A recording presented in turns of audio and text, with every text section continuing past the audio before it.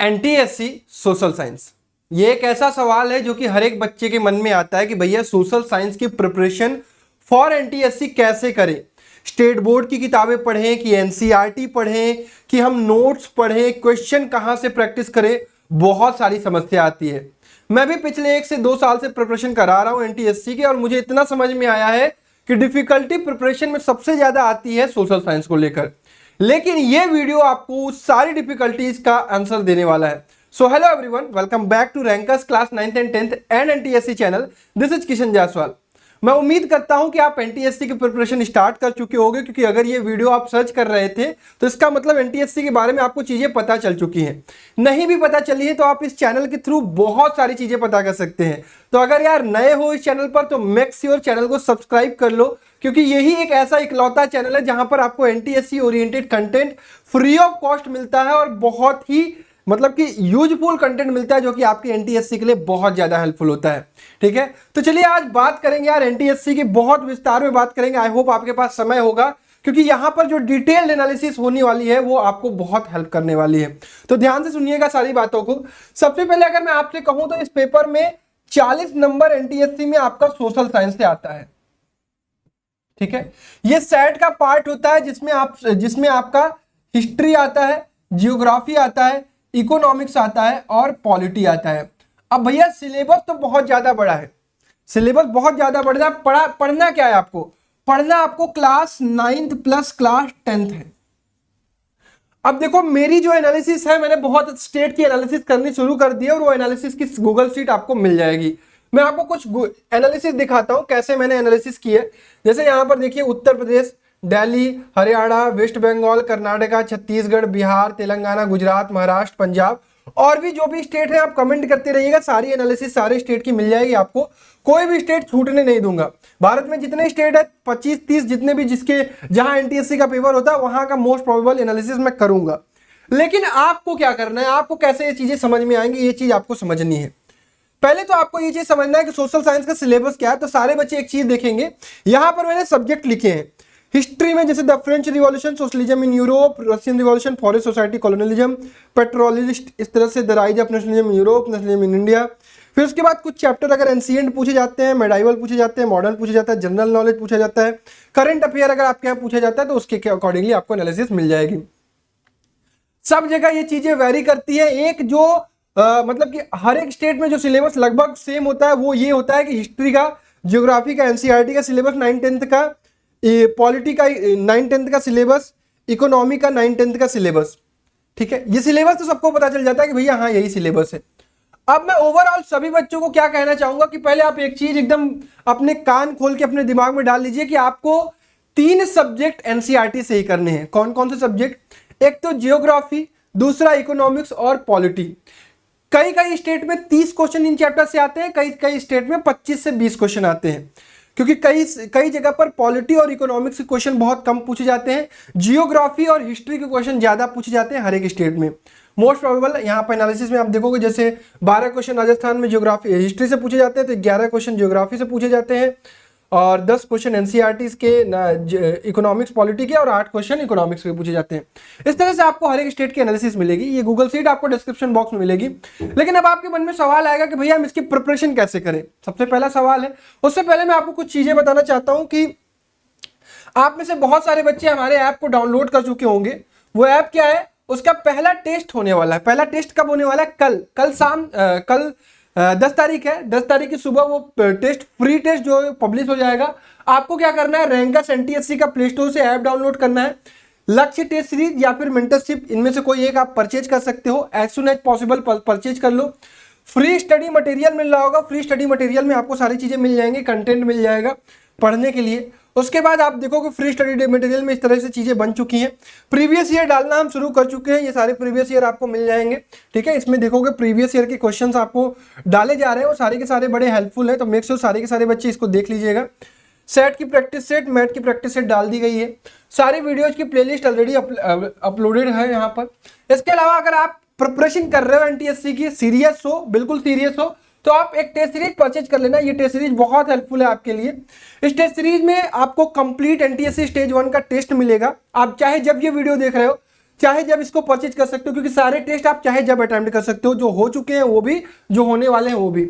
एक mentorship programme है हमारा। मेंटरशिप प्रोग्राम में आप क्या कर सकते हो, हमसे कनेक्ट होकर चीजें पढ़ सकते हो।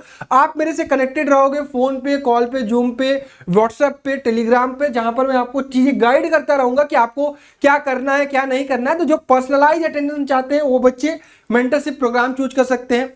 हर महीने हम बैच बनाते हैं मेंटरशिप का, तो 15 तारीख तक ये बैच बनेगा। तो जो भी बच्चे एनरोल करना चाहते हैं मेक श्योर कि 15 तारीख से पहले कर ले, ताकि हम आपका एक बैच फॉर्म कर लें और उसके अकॉर्डिंगली आपको गाइड करें कि हाँ आपको बचे हुए 4 से 5 महीने में कैसे प्रिपरेशन करनी है। एज सुन एज पॉसिबल जो भी बच्चे इंटरेस्टेड है वो लिंक डिस्क्रिप्शन बॉक्स में प्ले स्टोर की ऐप की है, वहां से आप एनरोल कर सकते हैं। ठीक, चलिए। मेंटरशिप के ढेर सारे फायदे हैं। Personalise mentorship test series, required content and PDF material, weekly Zoom session, daily assignment through the Google sheet, personalise time table आपको भी मिलेगा। ठीक, चलिए अब हम जो बात कर रहे थे उस पर बात कर लेते हैं बच्चा, कि हमें अब प्रिपरेशन सोशल साइंस की कैसे करनी है। ध्यान से सुनिएगा, कुछ बातें हैं जो इंपॉर्टेंट है आपके लिए जानना समझना। सोशल साइंस का जो प्रोसेस ऑफ प्रिपरेशन होगा वो इस प्रकार से होगा। सबसे पहले आपको क्या करना है, अपने स्टेट का पेपर उठाना है। ठीक है, मैं एनालिसिस बताऊंगा तब भी अपने स्टेट का पेपर उठाना है और उसको देखना है कि भाई हिस्ट्री के क्वेश्चन कितने आ रहे हैं। ये आपको खुद से भी करना है। मेरे एनालिसिस के बाद भी हिस्ट्री के क्वेश्चन कितने आ रहे हैं, जियोग्राफी के कितने आ रहे हैं, इकोनॉमिक्स पॉलिटी के कितने आ रहे हैं, पॉलिटी के कितने आ रहे हैं और इकोनॉमिक्स के कितने आ रहे हैं। ठीक, अब इसके बाद इतना रियलाइज करने के बाद आपको ये चीज देखना है कि भाई आपके यहाँ वर्ल्ड हिस्ट्री पूछी जा रही है क्या। अगर वर्ल्ड हिस्ट्री पूछी जा रही है, अगर वर्ल्ड हिस्ट्री पूछी जा रही है तो आपको क्लास 9 10th की एनसीईआरटी करनी है। अगर नहीं पूछी जा रही है तो आपको क्लास 9 10th की एनसीईआरटी नहीं करनी है। तब आपको क्या करनी है, अगर आपके यहाँ स्टेट बोर्ड की हिस्ट्री पूछी जा रही है तो स्टेट बोर्ड की किताबों से हिस्ट्री पढ़नी है। अगर वो भी नहीं पूछा जा रहा तो चेक करिए कहीं एंशिएंट ज्यादा तो नहीं आ रहा है आपके यहाँ। एंशिएंट आ रहा है, मिडाइवल आ रहा है और मॉडर्न आ रहा है क्या।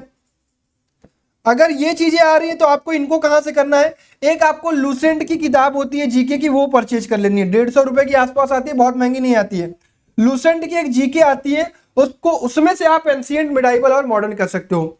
स्टेट बोर्ड से चीजें पूछी जाती है तो स्टेट बोर्ड की किताब कहीं से भी परचेज कर सकते हो। वर्ल्ड हिस्ट्री पूछी जाती है तो एनसीईआरटी 9 10th की करनी है।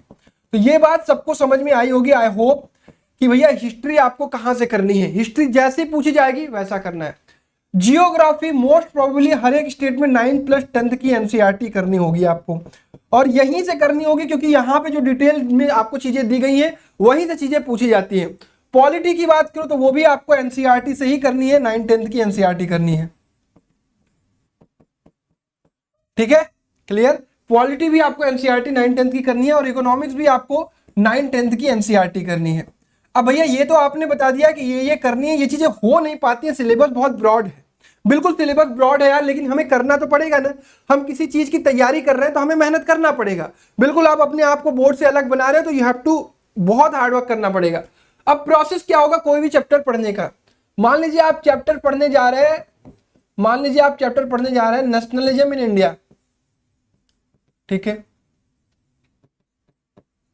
ये एक मॉडर्न हिस्ट्री का चैप्टर है और ये सबको पढ़ना है क्योंकि सबके स्टेट में इससे सवाल आते हैं। तो सबसे पहले आपको क्या करना है, यूट्यूब पर एक 1 शॉट वीडियो देखनी है। कहां पर, यूट्यूब पर 1 शॉट वीडियो। 1 शॉट वीडियो कैसे हेल्प करेगी बेटा, 1 शॉट वीडियो आपको हेल्प करेगी उस चैप्टर को समराइज करने में, उस चैप्टर के ओवरव्यू लेने पर कि हाँ भाई चैप्टर में क्या क्या चीजें पढ़नी है। तो आपको एक बार आइडिया लग जाता है कि हाँ भाई चैप्टर में क्या है। फिर दूसरा काम करना है, read your NCERT properly.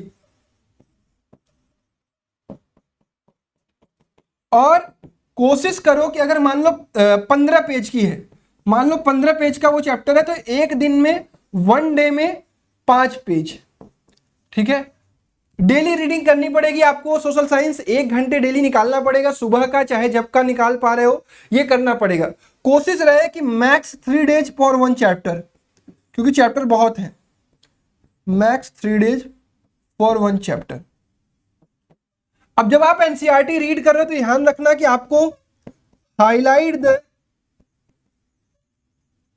Highlight important points. इसके लिए आप हाइलाइटर यूज कर सकते हो या फिर पेंसिल से मार्क करो। ठीक, अब ये काम कर लिया आपने। चौथी चीज, जब चैप्टर फिनिश हो जाए, आफ्टर चैप्टर फिनिश, तीसरे दिन आखिरी दिन आपको फिर से एक बार सारी हाईलाइटेड चीजों को रीड आउट करना है। और उसके बाद पांचवा चीज आपको क्या करना है, डीपीपी प्रैक्टिस करनी है। डीपीपी कहां मिलेगी, मैं आपको ऐप पर दूंगा रैंकर्स एनटीएससी के, वहां पे फ्री स्टडी मटेरियल में आपको डीपीपी मिल जाएगी। ठीक है, हर चैप्टर का आपको डीपीपी मिलेगा, उसकी आपको चिंता नहीं करनी, वो मेरी रिस्पॉन्सिबिलिटी है, मैं दे दूंगा। ये प्रोसेस आपको अपनाना है किसी भी एक चैप्टर को पढ़ने के लिए।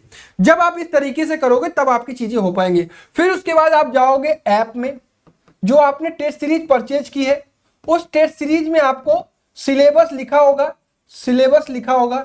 अब उसके अकॉर्डिंगली आप अटेम्प्ट कर सकते हो पेपर।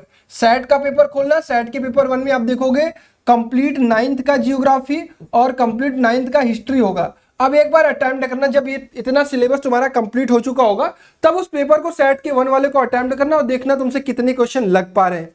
तो ये तरीका जब अपना पूरा का पूरा प्रोसेस अपनाओगे तब जाके सोशल साइंस तुमसे हो पाएगा। ध्यान ये रखना है कि आपको कंप्लीट एक बार सारे के सारे चैप्टर रीड करने हैं। अब उसमें भी आप कुछ चीजें छोड़ सकते हो, जैसे जब आप अपनी स्टेट की एनालिसिस करोगे ना, तो आपको चीजें रियलाइज होंगी कि कौन से चैप्टर आपके लिए इंपॉर्टेंट है, कौन से चैप्टर आपके लिए इंपॉर्टेंट नहीं है, तो आपको रियलाइज होगी। जैसे कुछ चैप्टर जो हर स्टेट के लिए, अगर आपके यहाँ वर्ल्ड हिस्ट्री आ रही है तो French revolution, socialism in Europe, Russian revolution, और इसके बाद the rise of nationalism in Europe और नेशनलिज्म इन इंडिया, ये 4 चैप्टर मोस्ट इंपॉर्टेंट होते हैं। तो आपका प्रायोरिटी क्या होगा, इन 4 चैप्टर को सबसे पहले फिनिश करना। इस तरीके से आपको काम करना है। फिर उसके बाद अगर आपको देखना है ज्योग्राफी में, तो ज्योग्राफी के सारे ही चैप्टर इंपॉर्टेंट होते हैं। हर चैप्टर को आपको रीड करना है, और रीड करना उसको आसान होता है, इंपॉर्टेंट चीजें हाईलाइट करनी है। सिमिलरली आपको पॉलिटी को करना है, सेम काम। हर एक चैप्टर ईजी होता है, हर एक चैप्टर को रीड करिए, रीड करेंगे तब आपको चीजें समझ में आएंगी। फिर इसी प्रकार से इकोनॉमिक्स को, अब आप कहोगे कि भैया अब हम रिवीजन कैसे करें। रिवीजन करने का तरीका ये होगा कि जब आपका कम से कम 3 या 4 चैप्टर जब फिनिश हो जाए, फिर वही हाईलाइटेड चीज को आप रीड करिए कि हाँ भाई ये चीजें थी, चलो ठीक है, हाँ बहुत बढ़िया। जब 2 बार 3 बार चीजों को पढ़ोगे तब जाके वो चीजें याद होती है, तब वो जाके हमारे मेमोरी में फिट होती हैं। उसके बाद जब हम एग्जाम में क्वेश्चन देते हैं तो वो चीजें स्ट्राइक करती हैं। यही आपको तरीका अपनाना है। ध्यान ये रखिएगा कि सोशल साइंस आपको रीड करना है, टोटली आपको स्किप नहीं करना है, क्योंकि 40 नंबर आते हैं पेपर में, और 40 नंबर में पेपर में टाइम बहुत कम लेता है ये क्वेश्चंस। ठीक है, इन 40 क्वेश्चन को अटेम्प्ट करने के लिए आप 30 से ज्यादा मिनट लेने वाले नहीं हो। अगर आपको चीजें आती रहेंगी तो आप सही क्लिक करोगे, अदरवाइज तुक्का तो लगाने में कोई दिक्कत नहीं है, क्योंकि वहां पे आप तुक्का लगाओगे तो निगेटिव मार्किंग नहीं होती है। ध्यान ये रखना, तुक्का वही लगा पाता है जो एक बार रीड किया होता है, तभी तो उससे इंटरकनेक्टेड चीजें पता होती हैं कि हाँ भाई ये तो नहीं होगा तो ये होगा, तभी वो लगा पाएगा। तुक्का बिना पढ़े नहीं लगेगा। इसलिए आप पढ़िए, एनसीईआरटी पढ़ना शुरू करिए। आपके यहाँ अगर स्टेट बोर्ड आती है तो स्टेट बोर्ड पढ़िए अकॉर्डिंग टू यू। इस गूगल सीट की लिंक आपको डिस्क्रिप्शन बॉक्स में मिल जाएगी। जो बच्चे पर्सनली कनेक्ट होंगे उनको पर्सनली ये सारी उनकी सीट बनाई जाती है।